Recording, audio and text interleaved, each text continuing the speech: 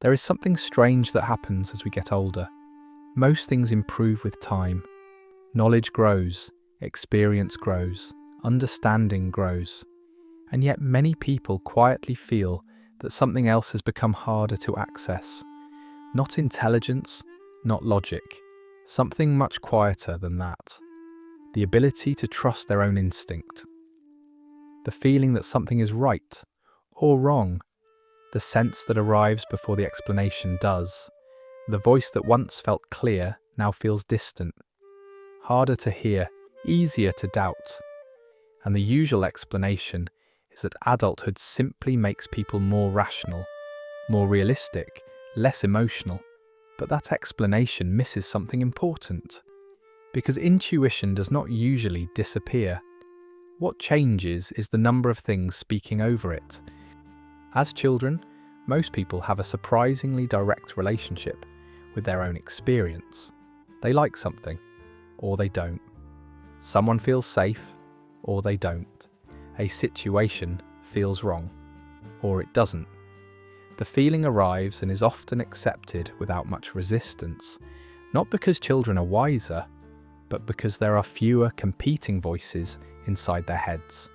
They have not yet accumulated years of expectations, years of advice, years of fear, years of learning what other people think they should feel. Their experience is often simpler, more immediate, closer to the surface. As people grow older, that simplicity begins to change. Life becomes more complicated, consequences become larger, mistakes become more expensive, and slowly a new habit begins to develop. The habit of questioning yourself. At first this can be useful. It helps people avoid impulsive decisions. It encourages reflection. It creates caution where caution is needed. But over time, something else often happens. Reflection becomes overthinking. Carefulness becomes hesitation. And that can easily turn to self-doubt. And this is where intuition often begins to struggle. The moment a feeling appears, but before it can be heard, 10 other voices appear. What if you're wrong? What if you're overreacting? What will other people think? Maybe you're imagining it. Maybe you're being unreasonable. Maybe you should wait. Maybe you should ignore it. The original signal is still there, but it now has to compete with an entire committee. And the committee is usually much louder. One voice wants certainty. Another wants approval. Another wants more information. Another wants more time. And somewhere underneath all of them, the original feeling waits to be heard. What changes with age is not always intuition itself. Sometimes what changes is the number of things standing between the feeling and the decision, because the noise became louder. Adults simply have many more worries than kids or teenagers. Bills, work deadlines, family stress.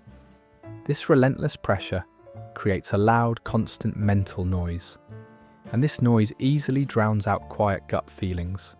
When we are young, our intuition roams free. But as we get older, we unknowingly lock it up. We build a cage. A cage built out of daily responsibilities, rigid rules, and a paralyzing fear of failure. We keep adding bars to it, and with every new bar, the signal becomes a little harder to hear. Modern life only amplifies this process. For most of human history, people spent far more time in direct contact with their own thoughts. Today, attention is constantly being pulled outward.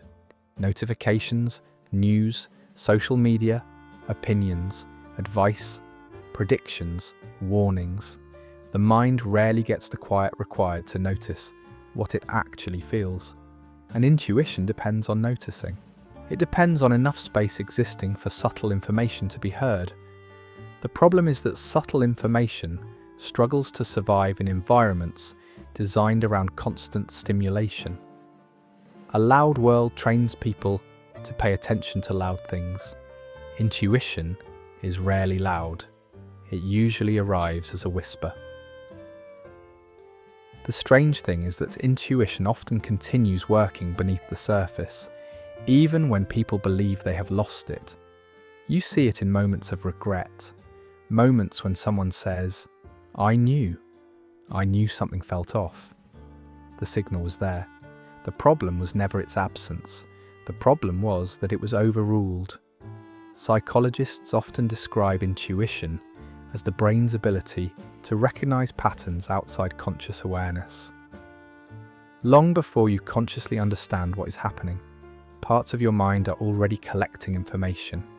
Tiny inconsistencies, behavioral shifts, emotional signals, environmental changes. The body often notices before the conscious mind does, which is why intuition frequently appears as a feeling before it appears as a thought. And the older people become, the more experience they actually have for intuition to draw from. This creates an interesting paradox. In many ways, intuition should become stronger with age. The brain has more patterns, more memories, more experience, more information. What often weakens is not intuition itself. It is trust. Trust in what is being felt. Trust in what is being noticed. Trust in what arrives before the explanation. And perhaps that is why reconnecting with intuition rarely requires learning something new. It often requires removing something. A little noise, a little fear, a little overthinking, a few voices that never belonged there in the first place. Because intuition is not always something you build. Sometimes it is something you uncover. Something that was there all along, waiting beneath everything that learned to speak over it. When was the last time you trusted your first instinct before needing everyone else's opinion?